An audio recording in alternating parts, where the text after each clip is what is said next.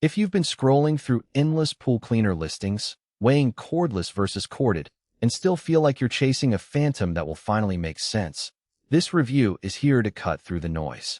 I've spent the last few weeks watching a couple of backyard pools get a full-time makeover, reading forums where owners complain about tangled cords and underperforming robots, and testing the Dolphin Liberty 300 myself. Link is in the description if you want to check the product details on Amazon. First off, the biggest selling point of the Liberty 300 is the fact that it's completely cordless. Most traditional robotic cleaners still need a power cable to stay connected to a control box, which means you have to juggle a hose, a cord, and a floating power brick every time you drop the robot in. With the Liberty 300, you simply place it in its magnetic charging dock, let the inductive pad do the work, and the robot goes full-time on battery. In practice, that translates to a cleaner pool surface and less time wrestling with tangled lines after a swim. The magnetic click-up system also makes removal from the water a one-handed affair. You just pull the dock away and the robot pops out, ready to be emptied. Now, who actually benefits from a cordless pool robot? If you own an in-ground pool that's under 33 feet long, which covers the majority of residential installations, and you want a set-and-forget solution that won't leave a cord draped across your tiles, the Liberty 300 fits the bill. It's also a solid choice for families that use the pool daily and don't want to schedule cleaning around a power outlet.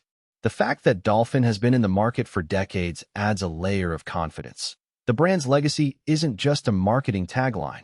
It's a track record of reliable pool care hardware. On the flip side, if your pool is larger than 33 feet, has an unusual shape, or you're dealing with a lot of fine silt that settles on the walls, you might find the Liberty 300 reaching its limits.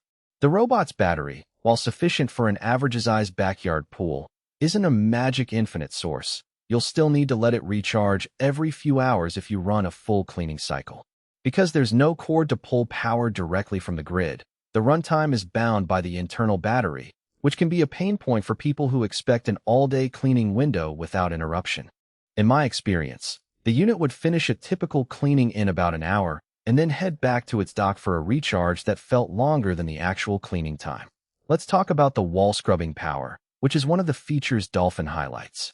Most entry-level robots do a decent job on the pool floor, but struggle to keep the vertical surfaces free of algae or mineral buildup. The Liberty 300 uses a dual brush system that actually presses against the walls as it moves, giving it enough torque to dislodge light grime. I tested this by running the robot along a section of my pool where a thin film of calcium had built up over winter. After a single pass, the film was noticeably thinner, and the next day the water looked clearer near the coping.